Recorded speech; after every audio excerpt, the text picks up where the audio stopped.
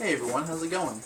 I know it's been a while since I've done a music update. I have been getting stuff, but of course it has been busy lately, as I'm sure it is for everyone. So, here's my new vinyl finds. I'm going to start with the CDs. Actually, I'm going to start telling you what you're listening to in the background. This is dope. I just posted this on the Facebook group that everyone's been loving lately. I don't post on it too much because I just read a lot of it as I'm like working. This is a dude named Hamilton Bohannon, and he looked very interesting. I was really excited when I got this at the Goodwill 50 cents. There's only 4 songs on the first side, 3 on the other, and I read about it online. It's on the Car Records, and I never heard of. And then I read him online, and he's on Wikipedia, and he said he's a big leader of the disco in the 70s. So I was like, I don't know, it's disco. But I actually enjoy this. This isn't really straight like this isn't like Kool and the Gang disco. This is really funky, and I like it. So the first side is all funky with 4 songs, and the second side is like the slower, soulful stuff. So I like how each side has its own vibe. So hope you enjoy this. It's just fun. It's like one constant groove. Let me show you the CDs first.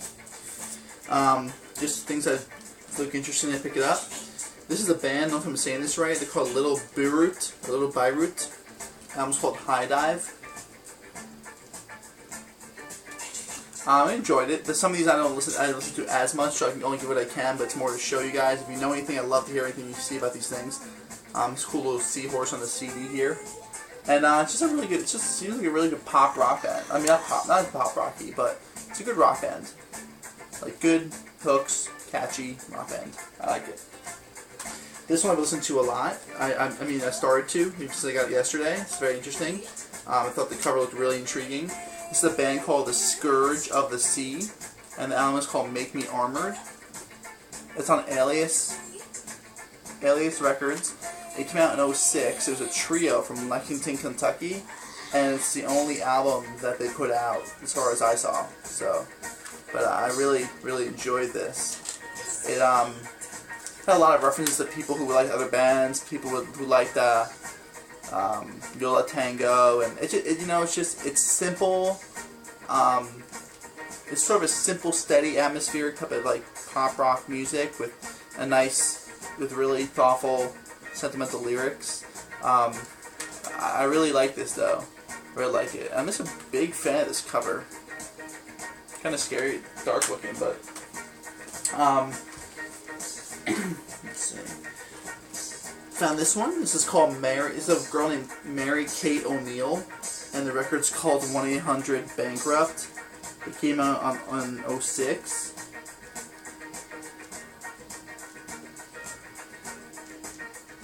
Hope you guys are seeing those okay. Oh, just keeping CDs in there. Mary Kate O'Neill. Don't know much about her at all. I haven't researched her at all yet. Just found this yesterday.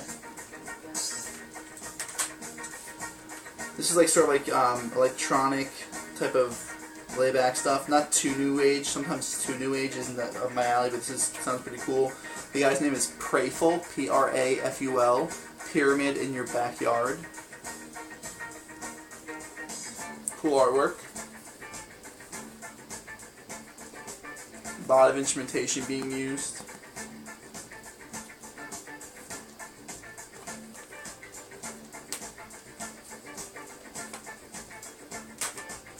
This is a Christian group that came out around the time of grunge. Like it's a straight up like grunge Christian band. It came out in 1998. I guess it wasn't as early, but I think it's actually after maybe the grunge bands started to go down. It's on Rustproof Records. I haven't gotten around to it too much. I thought it looked interesting. The band's called Plaid, and the album is called Understanding God.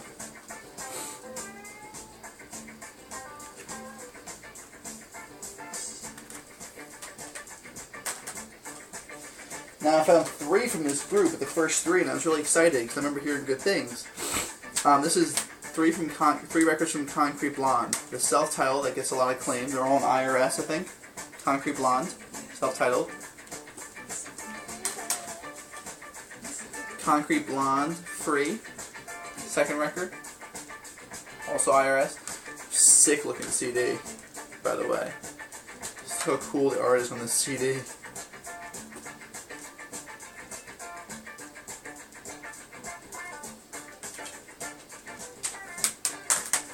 And then this is the one I knew about, Concrete Blonde's third record, Bloodletting. And the reason I knew about this is that I already did a video talking about it when I did the Andy Preboy review. There's a song on here called Tomorrow Wendy that Andy Preboy originally wrote, but this version came out first, and he did guest vocals on their version. A month later, his album came out, and she did guest vocals on his version.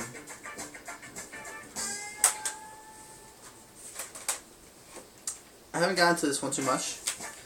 Sarah McLachlan, Fumbling Towards Ecstasy. I think it's one of her earlier releases, and I just know a lot of people are fans of Sarah McLachlan. I like singer-songwriters, I like chill stuff, so I thought I'd check this one out. I thought the artwork in here was really cool, the way the lyrics are written out.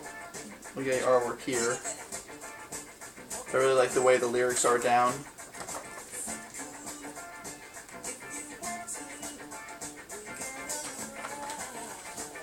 So if anyone knows Sarah McLachlan, let me know what your opinions on this record. I listened to any REM, just never really got into them, never tried. This is an earlier one of theirs. This is REM Reconstruction of the Fables. I think it actually says this in the CD, but it's actually called something else on Wikipedia, like the main records. I think the CD pressed it wrong. Like maybe it's called like the Fable of Reconstruction or something, but it says Reconstructions of the Fables. Oh yeah, see, it's Fables of the Reconstruction on the CD and Reconstruction of the Fables on the case. Do they all say that? Maybe. I haven't listened to this yet. I never got into them yet before because I just don't listen to too much hardcore gangster stuff. But they're classic dudes. This is Kool G Rap and DJ Polo, Live and Let Die. It's a pretty intense cover. These two dudes, it's the two guys, the rapper and the DJ, with these dogs holding meat, and there's like literally like dudes about to on nooses in the back. So has songs on here. I feel like your boy Henry would go down for a record like this. I really enjoy this. This is 80 Brickle and the New Bohemians. With that, they had that single "What I Am," and just like it. It's chill. It's like, you know, they get a little. They improvise and just do a little bit of jamming within their context of their pop rock songs.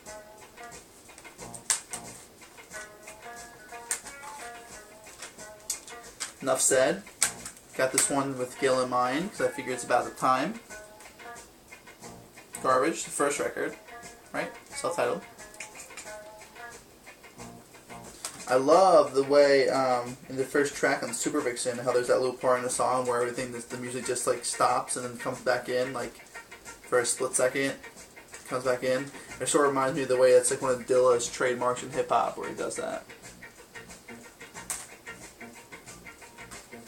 Let me show this one.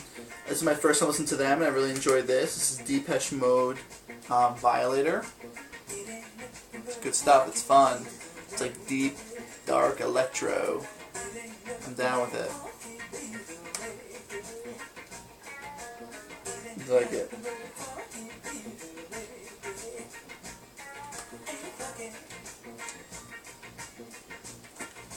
And I wanted to show this last because I really loved this record. I was turned on by the CD artwork, and I just know this is a band I should know something about. Earlier 90s. It's from 92 on Elektra. It's 10,000 Maniacs, Our Time in Eden. I don't know if anyone's ever heard this record, but this is a really good record. It's Natalie Merchant's last CD that she made with the 10,000 Maniacs before she decided to go solo. I thought the artwork was really interesting and really beautiful.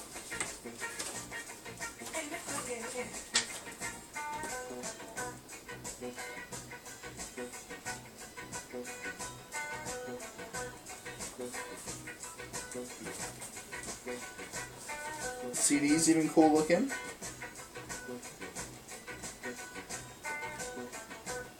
Little Mona Lisa eyes from the plant. Flower. And man, the songs are just great on here. It's just, they have a really good way of changing some moods. You know, they open up with this really great song that's sort of piano based, has a melancholy type of feel called Noah's Dove.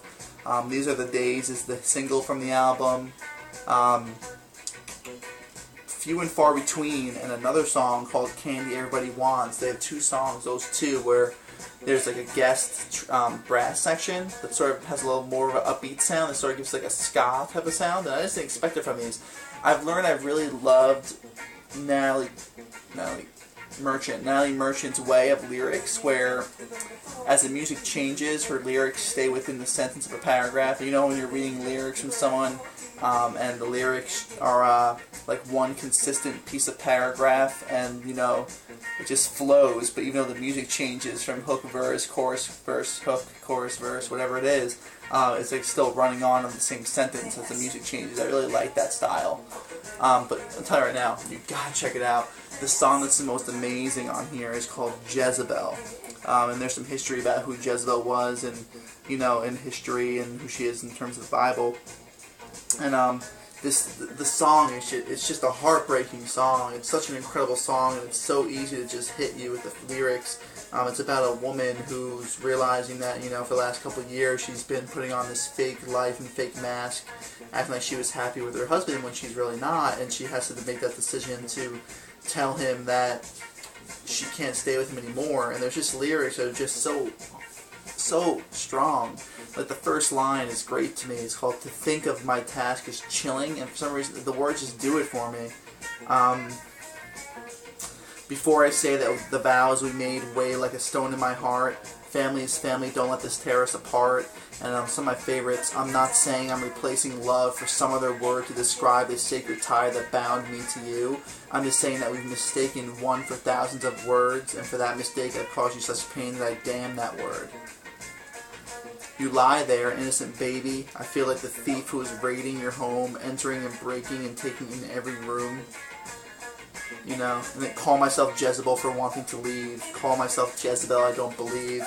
It's a great song. The chorus that starts off quieter and this chorus kicks in strong. Check out that song, everyone. It's a great, great freaking song. 10,000 Maniacs. Check out the song Jezebel. This is the album Our Time in Eden.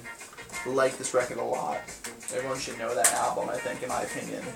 I feel like, I mean, I could be wrong, but it's a good way to start with them. Okay, so we show the Bohannon. Here are the records. Variety. Fun variety. Let's start off strong. This is Walter the Waltzing Worm by Hap Palmer. I thought it's like 50 cents. I thought it'd be fun to have. It's in like perfect shape. It's Educational Activities Incorporated, you know? And this is like cool. I mean, like for like, say like you have like my nephew or my future niece that's due in September, or my or like kids of my own one day. This is fun, you know? It's like really good written kids music. It's all about songs to enhance the movement vocabulary of young children. Slow, fast, straight, curve, tight, loose, twist. Listen, dude, you want psychedelia? Check out Walter the Waltzing Worm and then come back to me.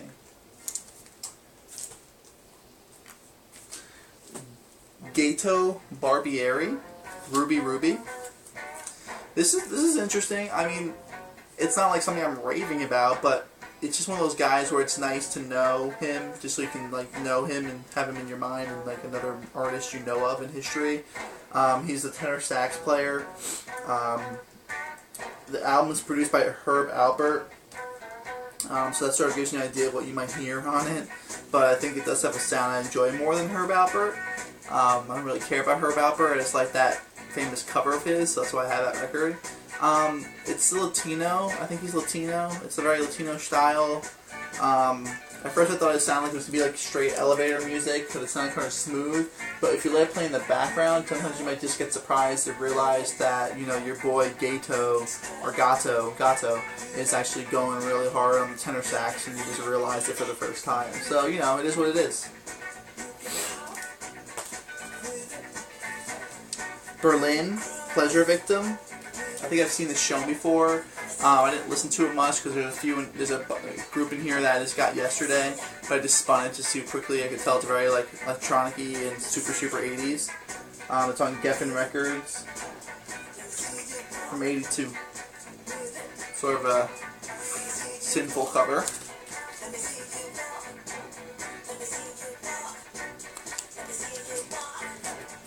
This is pretty cool. There's like a group called the Liberated Wailing Wall, and they name their records. The name of the record label is Jews for Jesus, and they're in 60 Hyatt Street in San Francisco is where they're based, which is everyone knows Hyatt Street, you know, the Grateful Dead. But that's the name of their label, Jews for Jesus. So it's so interesting on their own that there's Jews for Jesus. This is their live album. And it's cool, there's some cool songs. There's a song in here that's based off, the first song, Abraham, is based off Genesis 15 and 22. The Lord is my light and salvation is lyrics adapted from Psalm 27. There's a Passover medley that's like 6 minutes long, and like, I was just laughing, having a good time with Mary, just sort of giving a little dance to the, they have like the whole like, I die anu, die anu, die anu, die anu, which I know from Bat Mitzvahs. This is another one by them. I didn't realize it was theirs at first, actually, and I got it because I thought it was such a cool cover. He grew up before us, a root from the dry ground. Who hath believed our report? So the album's called Who Hath Believed Our Report. And I really like the style of writing, especially right here. There's this whole thing from the prophet Isaiah 52, 13 through 53. Check this out. I just think that I was really intrigued enough to get it because of the cover and the painting and the writing. And I realized, oh, it's two from the same band. I haven't listened to this really at all. Don't know what it's about. This is the Richie Furay band. I've Got a Reason.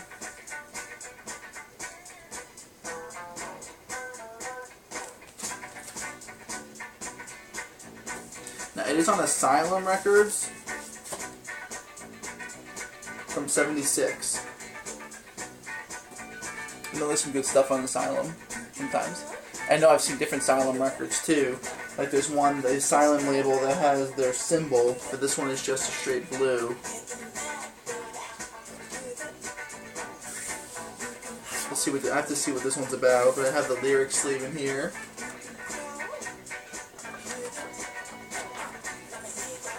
If anyone knows about that one, let me know.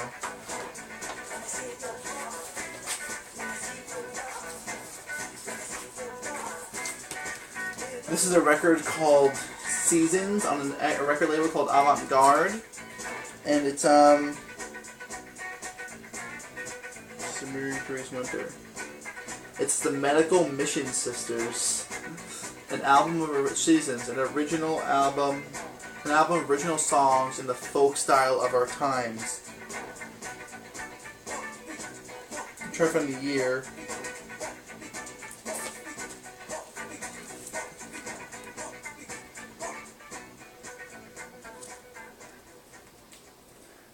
Medical Mission Sisters, Philadelphia, Pennsylvania. 750 of us on various nationalities like Dutch, German, Filipina, Indian, as well as American. Different medical professions, doctors, nurses, pharmacists, lab technicians, hospital administrators, and a few theologians and even journalists like myself.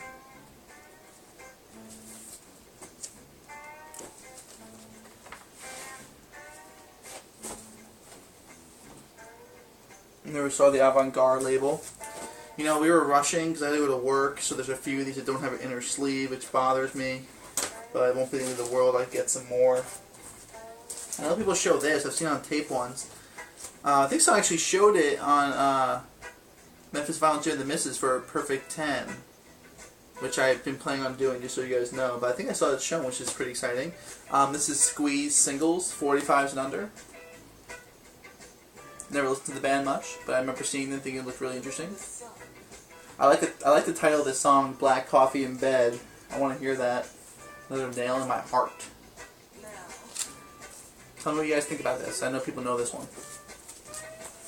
This is interesting. I got this because I've never heard anything from Guy Lombardo.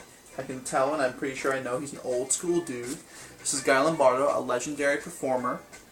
But what inspired me was I thought it was really interesting that on the back of this Ahmad Jamal I've been showing you guys, there's a line here. It says, "We were taught to hate Harry James too for his nagging trumpet and Guy Lombardo for being Guy Lombardo, but we weren't prepared to hear defenses of Lombardo later from Duke Ellington and Louis Armstrong.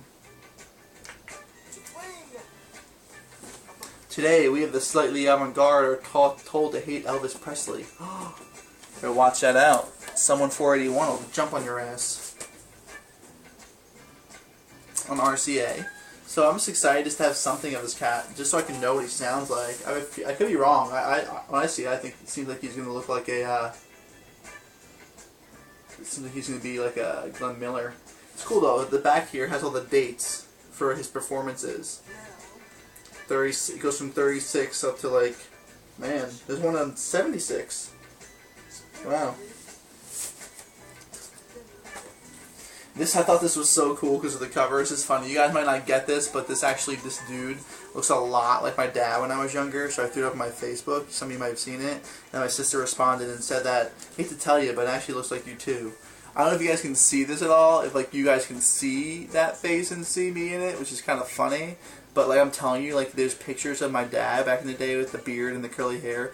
He's identical looking. And it's funny because my dad's name is Jack, and the guy who made the artist that drew the picture is Jack Costa. But anyway, this is a folk record from a father at a church, a pastor named Father Andre Patinode, and people call him as Father Pat. I was just really intrigued by this album cover in terms of Christian album covers, and he writes some really cool songs on here.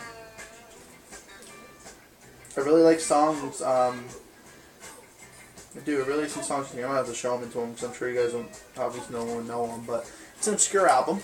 So I got this in my first of having this guy. I thought it'd be good to get just because I know everyone always talks about Getsker Berto, and I know it's not going to be the same, so I think that's on a whole other level from what I can type of figure out. But this is on Columbia, and I thought it was interesting. It's Stan Getz, Children of the World, and the artwork was originally made for this album by Schultz himself. And it was just like this whole idea. It's a really cool read on the inner sleeve about how, who was it, the main dude that helped him with this? I can't remember.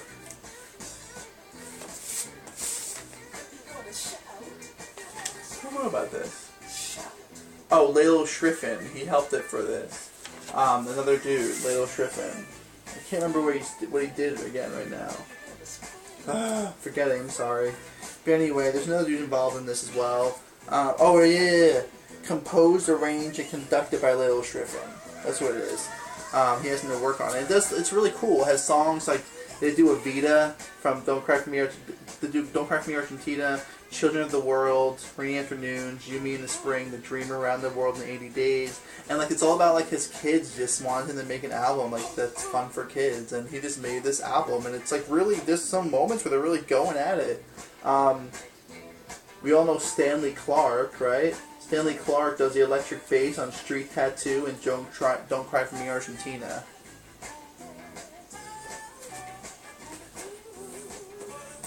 I haven't listened to this one yet, but I'm meaning to.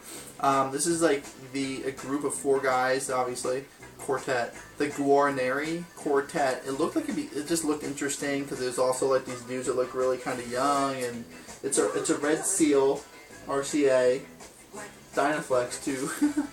And they're doing Dvorak Quartet in C, Op 61, Terzetto, Op 74, and I'm not familiar with them, or I'm also not familiar with Dvorak they're doing. But what's so funny about this is that these guys, I found out, were actually when they got together and started playing, went to Harper College, which is now what is Binghamton University in SUNY Binghamton, where I went to school. And Harper College is one of the schools within the school for the arts.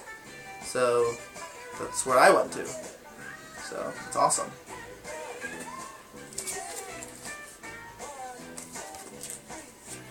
I haven't listened to this yet. I'm meaning to. I don't know anything about this dude, but it looked interesting enough. This is also on RCA Red Seal. This is John McCormick, 1884 to 1945, The Irish Minstrel, a collection of his legendary songs and ballads, a centennial tribute. It's a real deal right there. I really gotta, when I'm done with this, I'm gonna read this write-up about him in the back, so I can have an idea what he's all about. But, I mean, it's interesting, right? It's not your usual old singer that you find in the Goodwill. It's more, there's obviously a Celtic background to this one. Don't have listened to any of him. This is Al Stewart, Year of the Cat.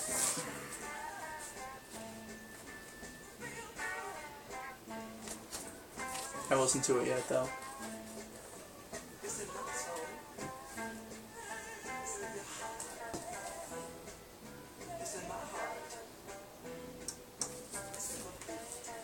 Okay, I haven't told you guys and mentioned this in any of my videos recently, but I actually really love Harry Chapin. I've started really enjoying the record I got on the Road to Kingdom Come from a while ago, and Mary picked it up once without knowing I had already, and I started listening to her at the house, and I was like, man, I really need to be listening to this more. I really like Harry Chapin, and so I want to pick up some more. I really love his way. He's just a true storyteller. You know what I mean? Like, he writes these songs that are stories, and then he makes up characters for them, and they really get these really great messages across. So I'm a big fan of Harry Chapin, and this is an album of his called Short Stories. This is a really good one, too. And it's hard to tell, but the artwork is incredible on the front. He's just a great freaking storyteller. And there's some amazing songs on here. I'd highly recommend. Man, also, you know, he can look like a beast when he's performing. Man, it's the whole record there. You need to catch it up. But you guys can hear the softer side of Bohannon right now. Some great songs on here. Really is. The song I love is called Mr. Tanner. And it tells a story about this guy who's just a dude who just works in like a clothes shop, and all the people think he's a great singer. He decides to try out. It turns out he's not doing it. He doesn't get a good performance. It's not really explaining it well, but I highly recommend listening to Harry Chapin overall. Hold on a second. You know, let's see. Give me one moment. It won't be too much longer, this video. I got just a few more things. This song, Bohannon gets nice here. I feel like, I could be wrong, but I'm going to put it out there. I feel like Zach, you would like you some Harry Chapin. So, tell me if that's true, because I'm throwing it out there and I'm going to bet on it. Van Halen. Got this, of course. Gil recommended it for my thread on Summer Music. I'll be honest with you, Warner Brothers 1984 is the album. I'm not against Van Halen, but I just don't think it's just for me, man. I mean, everybody. I just don't I don't have a problem. They're good, they do too, but I don't know. I think it's to be part of that generation when they were getting big and blown up to really be able to go back and be like, yeah. I just don't know. I just don't think it'd be matter for me. I do still want to get Fair Warning because I had a bad copy of it, and I did think that sounded really cool. And I know it's their darker album. I remember liking that a bit more than this. But other than seeing Fair Warning, I don't really think I would care about picking out Van Halen records. If I'm steering the wrong way, you can say it. I'm going to save this one for last because I feel like people will like this one and have something to say. This is one of the ones I bought for myself because this is one of my classics from growing up in high school, and I need to have it. I was very into this band. This band did a lot for me in terms of a big switch in gears for music taste when they came out, and this is I saw these guys play in a small club of 50, 100 people in an underground basement type of place, and it blew me away on Long Island before this is released. I've seen it quite a few times back then. Taking Back Sunday, tell all your friends from Victory Records. If there's a great emo band out there, it's Taking Back Sunday. It's on a reddish pinkish vinyl. pink, really. It's really pretty, marble pink. And this is actually like the 4th pressing, I think, of this album on vinyl. And I think this 4th pressing had like quite a few different, had like 3 different colors. One was purple, one was pink, one was something else. But I love this album. I love this album so much. Classic. Songs like You Know How I Do is a great opener. Q Without the E is a great single. There's No I in Team is badass. Yeah, Ghost Man on 3rd. Timberwolves in New Jersey. You have it, you know. Okay, 2 more left. Another great one to have. Another one from my collection with this artist. This is Kate Bush, Never Forever. Probably one of the top album covers of all time. A lot of stuff coming out from under that dress. And there's some great pieces of music on this Kate record. Like Babushka, Babushka. Yeah, Babushka. The first one on this album back in the day that I really loved was Blow Away for Bill.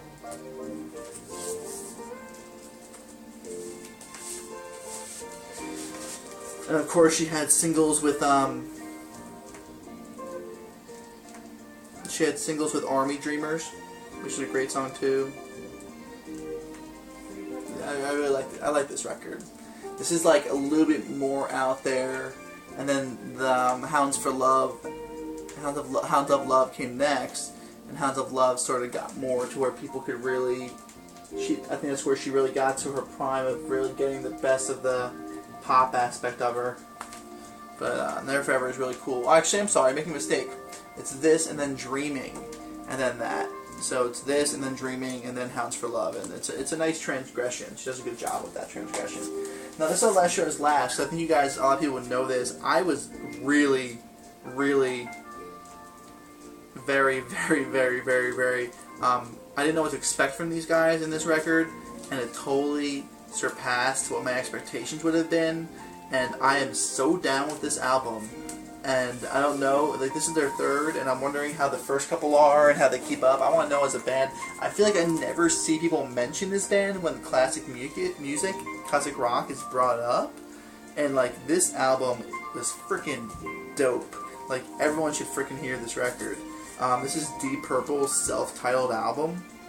It's their 3rd release. Dude, the moment side 1 started playing with Chasing Shadows with that drum going on back there with those drums, I was loving every single minute of it. I had to listen to it's been a. What was I gonna say? Oh, my hip hop fans, if you like kind of linguists, the last song on the 2nd side called April. It's like a 3-part song about the month of April, and there's like a. What was I say here again? Remember this.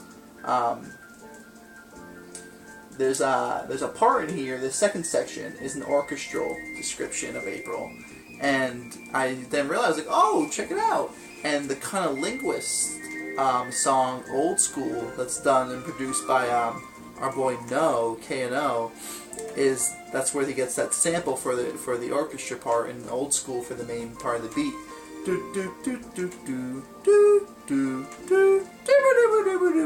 Man, they're a great band, honestly. This was such a good song. This was such a great album. I love this album. So I want to get more Deep Purple because of this. So they did well for me. And that's my music update. This one's a long one. I know that. I'm glad you sticked with me. Hope you did. If not, cool. Scroll through a little bit. Alright. Peace out, guys. One love. We got more videos coming.